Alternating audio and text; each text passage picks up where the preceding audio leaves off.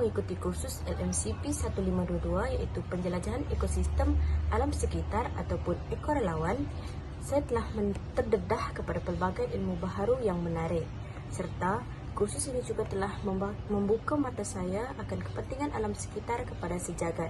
Kursus ini menawarkan banyak modul-modul dan modul-modul inilah yang telah mengajar saya pelbagai perkara baru yang saya tak pernah tahu pun sebelum ini. Saya sangat seronok menyertai modul-modul yang disediakan. Antaranya adalah modul tanah tanah, perubahan iklim, geologi, tenaga, pengurusan sisa dan banyak lagi. Satu modul yang saya minati adalah modul tanah tanah. Sejujurnya, sebelum ini saya memang tidak tahu langsung sama ada tanah itu boleh diuji sihat ataupun tidak. Namun setelah melihat video dan membuat assignment yang diberikan oleh pensyarah, saya mulai tahu bagaimana ciri-ciri tanah yang dikatakan sihat ataupun tidak. Ciri tanah yang dikatakan sihat itu dapat dilihat menerusi sifat kimia, biologi dan fizikal tanah tersebut. Saya amat minat dengan modul ini kerana ia banyak memberikan manfaat kepada saya bahkan juga kepada keluarga saya untuk melakukan aktiviti penanaman pada masa akan datang. Misalnya, sebelum ini ketika kami melakukan aktiviti penanaman, kami hanya tanam begitu sahaja dan tanpa tahu pun tanah tersebut sesuai atau tidak untuk aktiviti penanaman. Jadi, selepas menyertai modul ini, saya akan kongsikan ilmu yang saya dapat kepada keluarga saya, iaitu cara yang betul untuk mengenal pasti sama ada tanah tersebut sesuai ataupun tidak untuk aktiviti penanaman. Sekian sahaja refleksi daripada saya. Saya berharap agar kursus ini dapat dibuka kepada lebih ramai pelajar. Sesungguhnya kursus ini memberikan banyak manfaat kepada semua. Jom sertai LMCP 1522 Penjelajahan Ekosistem Alam Sekitar. Hai, saya Nazira. Apa yang saya peroleh daripada modul dan juga program yang dilaksanakan oleh LMCP 1522 Penjelajahan Ekosistem Alam Sekitar dan juga Kelab Ekorelawan ialah kesedaran akan kepentingan menjaga keseimbangan ekosistem, cara menguruskan sisa, kegunaan teknologi hijau yang meluas bagi menjaga kelestarian alam, mengenali tahap kesuburan tanah melalui 3 ciri-ciri tanah iaitu ciri kimia, ciri biologi dan ciri fizikal, penjagaan alam sekitar melalui penguasaan undang-undang negara, memahami kegunaan geologi iaitu mengkaji struktur dan juga bentuk muka bumi dan juga menangani dan juga memahami sebab perubahan iklim yang berlaku. Saya rasa pembelajaran seperti ini adalah amat berguna bagi meningkatkan kesedaran kepada masyarakat tentang kepentingan menjaga keseimbangan ekosistem selain dapat meningkatkan juga tahap kesihatan masyarakat, mengurangkan pencemaran dan juga meningkatkan taraf hidup masyarakat dan juga kelestarian alam sekitar. Jadi saya menyuruh kepada orang ramai untuk mempelajari kos ini dan juga menyertai ekorelawan bagi bersama-sama kita memulihkan alam semula jadi. Terima kasih. Assalamualaikum dan salam sejahtera. Saya Natira binti Muhammad Adnan dengan nombor matriks A2016626. Pengalaman saya mengambil citra ekorelawan ini adalah melalui citra ini saya dapat bergerak secara aktif untuk menyertai pelbagai program yang disarankan. Meskipun saya baru saja berada dalam SEM 1. Terdapat berbagai pendedahan baru yang saya dapati melalui citra ini. Antaranya saya dapat melihat suasana perasmian gotong royong di Bukit Bintang yang melibatkan barisan kehormat seperti Datuk Bandar Kuala Lumpur.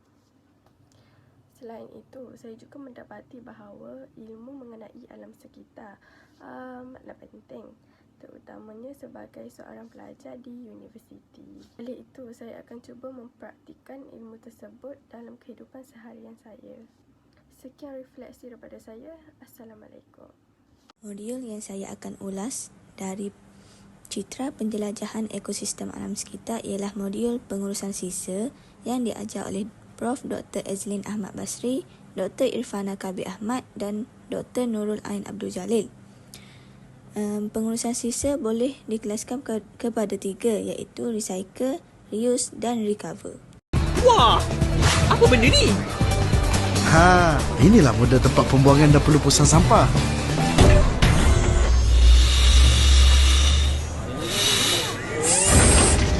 Oh, realnya. Busuknya. Ish, pencemaran udara betul lah. Ha, ini bukan setakat pencemaran udara, tetapi juga termasuk pencemaran air. Ish, habis mati semua ikan-ikan. Air sungai ni pun dah tak sama untuk kegunaan harian. Sebab itulah kita perlu kurangkan pembuangan sampah, adik-adik. Lagi banyak sampah kita hasilkan, lagi besar kawasan pembuangan sampah yang diperlukan. Jadi lagi banyaklah pencemaran macam ni. Tapi bang, macam mana kita nak kurangkan sampah? Hari-hari semua orang buang sampah. Oh, itu senang je. Iaitu kita perlu mengasingkan barangan untuk diketar semula di tepi tong sampah, manakala sisa makanan dibuang ke dalam tong sampah. Ataupun kita juga boleh membuang sampah yang boleh diketar semula mengikut warna tong yang telah disediakan. Contohnya seperti tong kuning untuk kertas dan kotak, tong biru untuk kaca, dan akhir sekali tong warna merah untuk bahan-bahan plastik.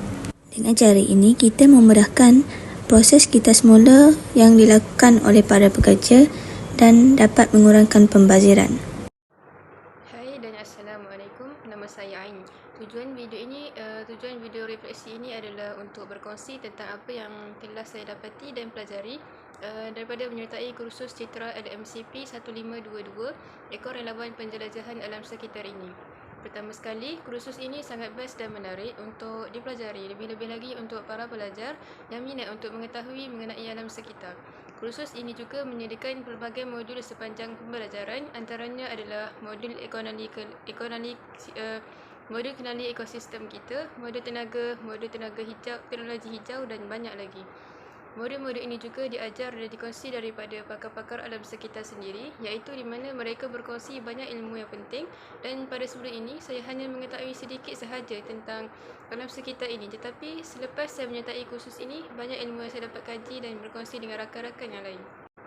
Antara modul yang saya minati adalah modul Jom Bersih Bukit Bintang yang diadakan di Bukit Bintang pada tahun lepas. Pelbagai aktiviti yang dilakukan dan sangat memberi manfaat kepada para pelajar yang menyertai kerana aktiviti itu dilakukan pada hujung minggu, dengan itu dapat memenuhi masa cuti pelajar dengan perkara yang berfaedah. Selain itu, saya juga minat mempelajari modul pengurusan sisa dan program kitar semula. Modul ini juga diajar dan diberitahu tentang menguruskan sisa-sisa makanan yang dibuang. Para pelajar juga dibahagikan kepada kumpulan untuk program kitar semula. Aktiviti ini melibatkan antara kolej dengan kolej yang lain. Setiap pelajar perlu mengumpul barang kitar semula dan menjualnya.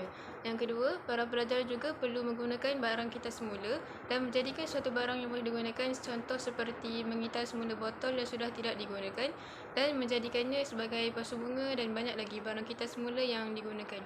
Saya juga tidak ketinggalan untuk melibatkan diri dalam aktiviti ini kerana minat dan ingin mempelajari sesuatu yang baru.